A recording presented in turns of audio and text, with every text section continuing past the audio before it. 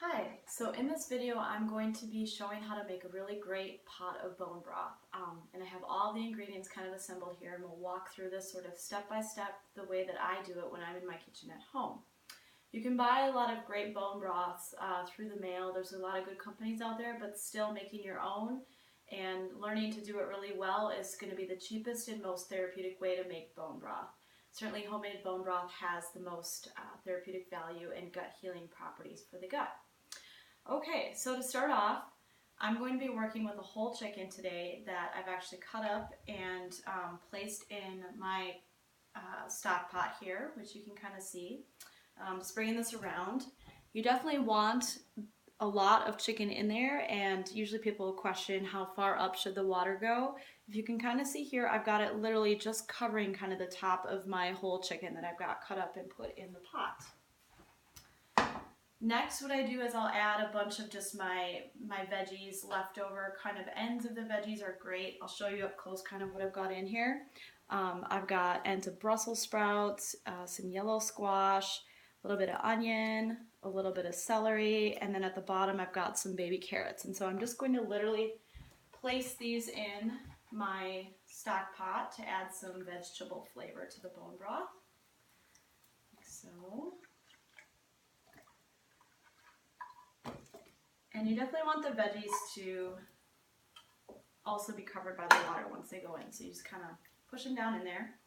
After that, I'm going to add a couple of cloves of garlic, which I've mashed up with a fork, just for flavor again. A small handful of peppercorns. I've got 6 little peppercorns right here that I'm going to put in. A bay leaf. And then right here, I've got a bunch of fresh herbs that I put in a cheesecloth that I am going to add to the pot. This just adds a little bit more flavor. I've got some sage, some rosemary, some thyme in here.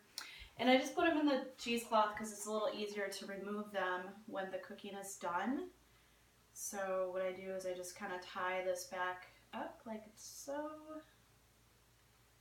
Make it a little packet. And kind of like a little herb bundle here, and then that just goes right in the pot. Again, kind of push it down in there. And then the last critical ingredient is going to be raw, unfiltered apple cider vinegar. And the brand really doesn't matter. You just want to make sure that the apple cider vinegar is raw, unfiltered, and organic if possible. I usually just eyeball this when I'm putting it in my pot, but for the purposes today, I'll just measure out about a 1/4 cup. This is a pretty big stock pot. And what the apple cider vinegar does is it leaches out the minerals in the bones of the chicken that we're using here to make the broth. After all this is done, I'm going to take the pot and put it in my Instant Pot. This works great if you have a crock pot, would work just as well. The Instant Pot does a number of different things, but for the purposes of today, I'm going to kind of show you, if you're using an Instant Pot, how you would make the broth. So the handle goes on. There's a sealing, there's a venting for this one. I always move it to sealing. And then for bone broth, there's a bunch of different settings. The one we're going to be working with today is the soup setting. So I click soup, it shows 30 minutes. I'm actually going to set it for the highest soup setting, which in this case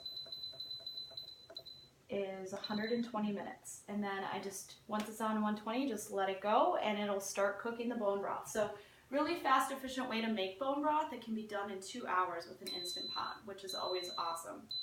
So when this is done, what I typically do, and I'll show this in a follow-up video to today's video, I'm going to actually strain it into, I like these large mason jars because they can keep really well in the fridge.